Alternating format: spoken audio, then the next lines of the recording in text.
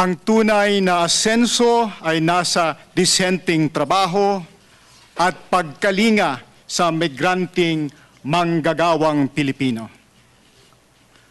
President Benigno Aquino III, Your Excellency, Executive Secretary Paquito Ochoa, Department of Labor and Employment Secretary Rosalinda Baldos, members of the Cabinet, other government officials, ILO Director Jeff Johnson, ECO President Ed Lacson, kasama niya si Chairman Barela at si Dean Abad. Mga kasama ko sa kilusang paggawa, gusto kong banggitin yung mga leader na maputi na ang buhok pero aktibo pa rin. Si Casuelo de la Cruz, si Boy Aranjuez, si Greg Del Prado, si Bert Alenzuela. Sino pa ba? Hindi ko nakita.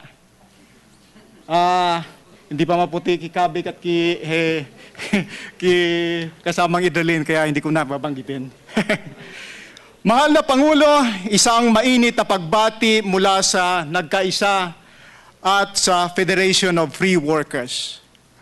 Alam ko maraming problema ang manggagawa, lalo na ang mga manggagawang migrante na lalong-lalo na yung nasa Saudi Arabia na nakatulda ngayon sa ilalim ng mainit na araw. Pero ang kilusang paggawa ay gustong magpasalamat. Una, ang kilusang paggawa ay lubos na nagpapasalamat sa inyong pagpirma at mabilis na pag-endorso sa Senado for concurrence sa bagong ILO Convention 189 o yung Decent Work for Domestic Workers. We are grateful for your prompt action. Actually, binanggit na ito ni kasamang Babes. May bagong batas kasambahay na rin po tayo. Tapos na rin pong pag-usapan sa Tripartite Industrial Peace Council ang implementing rules and regulation nito. The coming into force of ILO Convention 189 is a historic moment. Maraming OFW sa household services ang makikinabang sa proteksyon ng konbensyong ito, lalo na sa minimum wage at seguridad ng kanilang pasaporte at travel documents. Masigit pa, ang pagkilala sa domestic work bilang trabaho tulad ng ibang gawain sa labas o loob ng bahay ay isang makasaysayang hakbang upang maiangat ang mga kasambahay at ang dignidad ng kanilang domestic work. Sa ating bansa at saan mang sulok ng daigdig kung saan ay naninilbihan ang libu-libong OFW bilang domestic workers. Maraming salamat din po sa Department of Labor and Employment sa pangunguna sa diskusyon sa Committee on Domestic Work ng International Labor Conferences sa Geneva noong 2009 hanggang 2011. Salamat din po sa suporta ng Employers Confederation of the Philippines. Kasama natin sa pag-endorso na maaproba ang ILO Convention 189. Pangalawa, tungkol naman po sa usaping regular na social dialogue kasama ang kagalang-galang na Pangulo.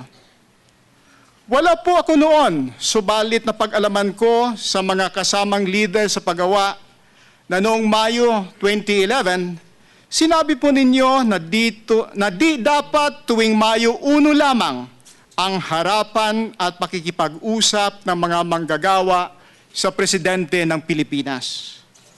Masyadong busy po ata ang Pangulo sa maraming importanteng bagay at usaping pambansa.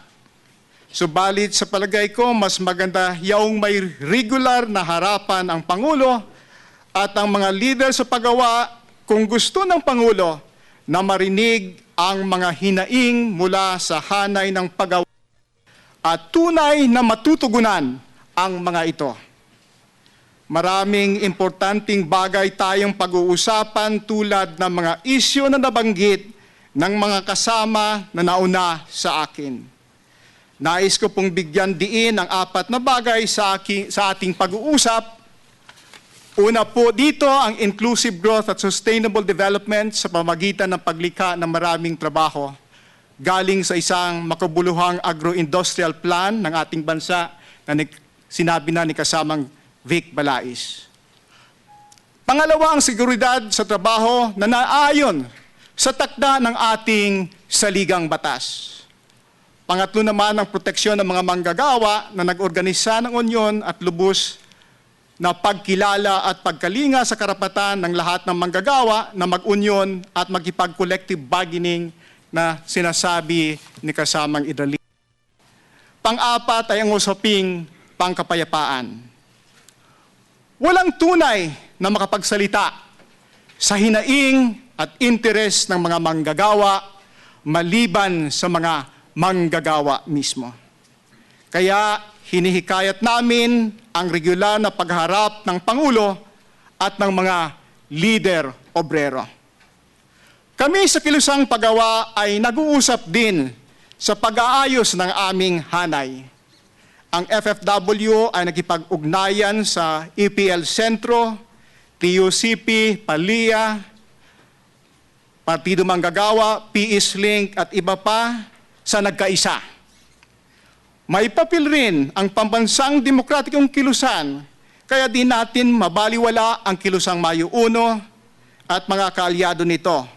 At ang mga independenteng unyon tulad ng NLU, PAFLO, at iba pa. Kaya kasama namin sila sa Act to Win. Ang mga kasapi ng International Trade Union Confederation o ITUC, kasama ang EPL, FFW, TUCP, ITUC sa Pilipinas, ay nag-uusap rin sa pagkakaisa ng mga manggagawa. Hindi rin kami takot na makipag-ugnayan sa Employers Confederation of the Philippines, Philippine Chamber of Commerce and Industry, Federation of Philippine Industries, Federation of Filipino-Chinese Chamber of Commerce and Industries, PMAP at iba pang employers group sa usaping pasahod, labor relations, productivity enhancement program at iba pa. Some will probably tell us that we are indulging in class collaboration. We tell time is changing. Can we not use social dialogue to resolve our class conflict? Can we not use social dialogue to advance our interest at the same time considering the interest of others? Can we not use social dialogue as a suitable tool for promoting better living and working conditions and greater social justice? Yes, we can. We are one with you, Mr. President, in the pursuit of cultivating and deepening social partnership and social dialogue at the workplace, industry, and national levels. We are a democratic country. We have no Superman. Dapat magtulong-tulong tayo upang magtagumpay.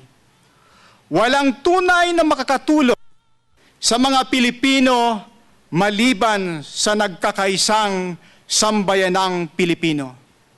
Ang tunay na asenso ay nasa dissenting trabaho. Mabuhay ang manggagawang Pilipino, mabuhay ang Pilipinas. Maraming salamat po.